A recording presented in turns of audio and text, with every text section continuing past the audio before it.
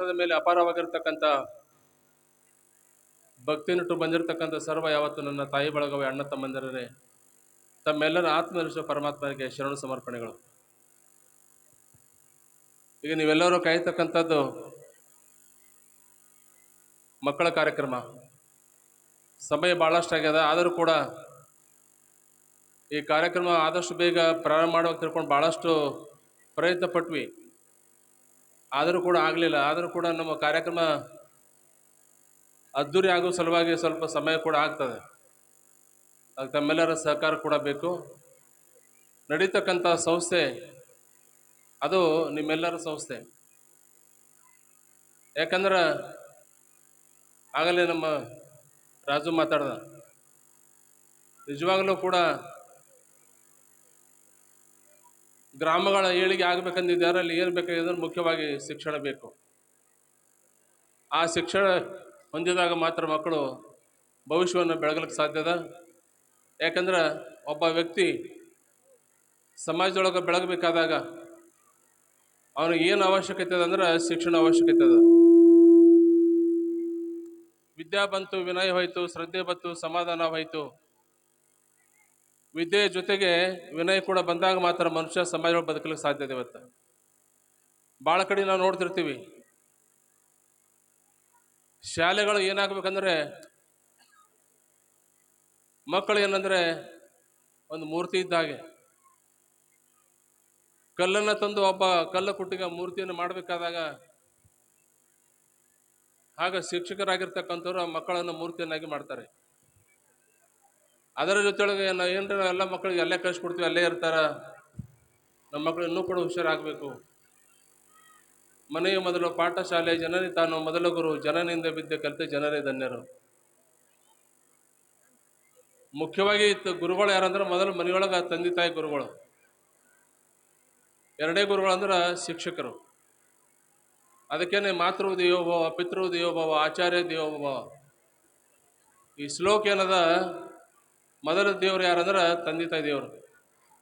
ಬಹುತೇಕ ನೀವೆಲ್ಲರೂ ಭಾಳ ಕಡೆ ಕೇಳ್ತಿರ್ತೀನಿ, ಭಾಳಷ್ಟು ಯುವಕರು ಹುಡುಗರಾಗಿರ್ತಕ್ಕಂಥವ್ರು ನಮ್ಮ ಹೀರೋ ಯಾರು, ನಿಮ್ಮ ಹೀರೋ ಯಾರು ಅಂತಿರ್ತಾರೆ. ಸಿನಿಮಾದ ಹೀರೋ ಒಳಗೆ ನನ್ನ ಹೀರೋ ಅವ, ನನ್ನ ಹೀರೋ ಇವ ಅಂತಿರ್ತಾರೆ. ಕ್ರಿಕೆಟ್ ಆಟಗಾರ ಹೀರೋ ಅಂತ ಕರಿತಿರ್ತಾರೆ. ಆದರೆ ನಿಜವಾಗಿರ್ತಕ್ಕಂಥ ಹೀರೋ ಯಾರಂತ ತಂದೆ ತಾಯಿ ಹೀರೋ ಇವತ್ತಿನ ದಿವಸ. ಮಕ್ಕಳಿಗೆ ಜನ್ಮ ಕೊಟ್ಟಿರ್ತಕ್ಕಂಥ ತಂದೆ ತಾಯಿ ಇವತ್ತು ಹೀರೋ ಆಗ್ತಾರೆ. ಅವ್ರು ನಮ್ಮನ್ನು ಬೆಳೆಸಿ ಪಾಲನೆ ಮಾಡಿ ಪೋಷಣೆ ಮಾಡಿ ಇವತ್ತು ಸಮಾಜದೊಳಗೆ ತಂದು ನಿಲ್ಲಿಸ್ತಕ್ಕಂಥವ್ರು ಯಾರಂದ್ರೆ ತಂದೆ ತಾಯಿ ನಿಲ್ಲಿಸ್ತಾರೆ. ಮೊದಲನೇ ನಾವು ಯಾರಿಗೆ ನಮಸ್ಕಾರ ಮಾಡ್ಬೇಕಂದ್ರೆ ಮನೆಯೊಳಗೆ ತಂದೆ ತಾಯಿಯನ್ನು ನಮಸ್ಕಾರ ಮಾಡಿಕೊಂಡಾಗ ಮಾತ್ರ ಮುಂದೆ ದೇವ್ರು ನಮಸ್ಕಾರ ಮಾಡಕ್ಕೆ ಬರ್ತದೆ. ಈ ಮಾತನ್ನು ನಾವು ಯಾವತ್ತೂ ಕೂಡ ನೆನ್ಪಿಡ್ಬೇಕಾಗ್ತದೆ. ಯಾಕಂದ್ರೆ ತಂದೆ ತಾಯಿ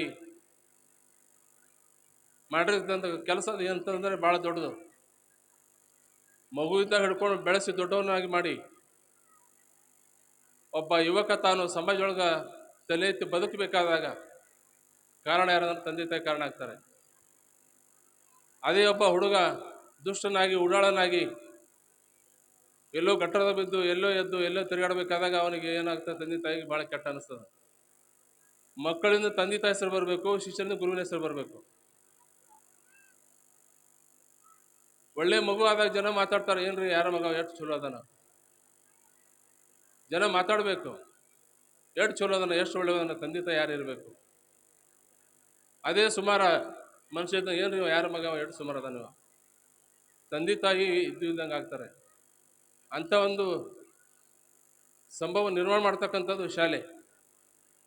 ಸಣ್ಣ ಮಕ್ಕಳಿದ್ದಾಗ ಏನು ಹೆಜ್ಜೆ ತಪ್ತದೆ ಮುಂದೆ ಯಾವ ಮನುಷ್ಯರು ಕೂಡ ತಿದ್ದುಕೊಳ್ಳೋಕ್ಕಾಗಂಗಿಲ್ಲ. ಮುಂಚಿತವಾಗಿ ನಾವೇನು 10ನೇ ಕ್ಲಾಸ್ PUC ಸೆಕೆಂಡ್ ಇಯರ್ಗೆ ಬಂದಾಗ ನಾವೇನು ತಿದ್ದುಕೋತೀವಿ, ನಮ್ಮ ಜೀವನವನ್ನು ಪರಿವರ್ತನೆ ಮಾಡ್ಕೊಳ್ತೀವಿ. ಆ ಸಮಯದಲ್ಲಿ ನಾವು ಬದುಕನ್ನು ತಿರುಚಿಕೊಳ್ಳೋಕೆ, ಬದಲಾವಣೆ ಮಾಡ್ಕೊಳ್ಳೋಕೆ ಅವಕಾಶ ಇರ್ತದೆ. ಯಾಕಂದ್ರೆ ಬಹುತೇಕ ಮಕ್ಕಳದು ತಪ್ಪಿರ್ತದೆ, ತಂದೆ ತಾಯಿದು ಕೂಡ ತಪ್ಪಿರ್ತದೆ. ನಾವು ಎಲ್ಲಿ ಹೋದಾಗ ಕೇಳ್ತೀವಿ, ಮಕ್ಕಳು ಯಾವ ಕ್ಲಾಸ್ ಅದಾರಪ್ಪ,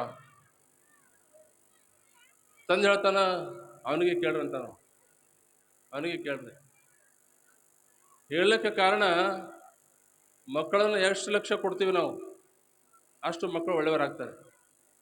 ಎಷ್ಟು ಲಕ್ಷ್ಯ ಕೊಡಂಗೆ ಅಲಕ್ಷ್ಯ ಮಾಡ್ತೀವಿ, ಮಕ್ಕಳು ಕೆಟ್ಟವರಾಗ್ತಾರೆ. ತಪ್ಪಿಸ್ತಕ್ಕಂಥವ್ರು ಮನೆಯೊಳಗೆ ತಂದೆ ತಾಯಿ ನಾವು ತಪ್ಪಿಸ್ತೀವಿ.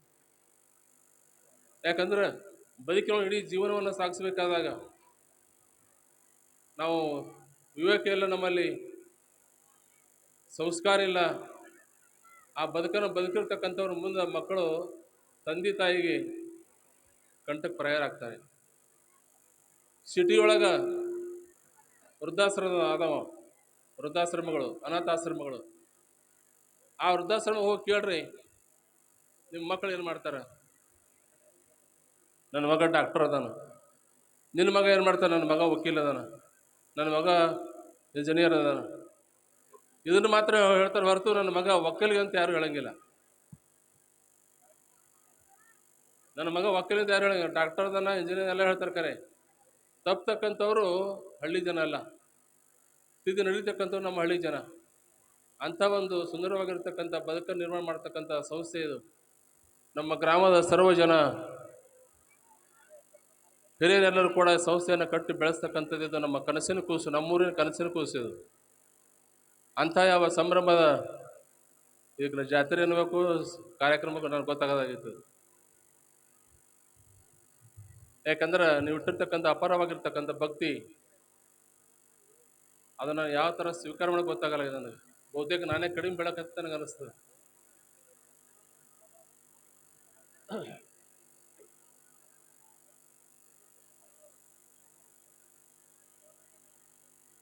ತಮ್ಮೆಲ್ಲರ ಅಪಾರವಾಗಿರ್ತಕ್ಕಂಥ ಭಕ್ತಿಯನ್ನು ಆ ಚೆನ್ನಮಲ್ಲೇಶ್ವರ ತಮ್ಮೆಲ್ಲರಿಗೆ ಉತ್ತರೋತ್ತರವಾಗಿರ್ತಕ್ಕಂಥ ಆಯುಷ್ಯ ಕೊಟ್ಟು ಕಾಪಾಡಂತ ಎರಡು ಮಾತಿಗೆ ಕೊಡ್ತಿದ್ವಿ.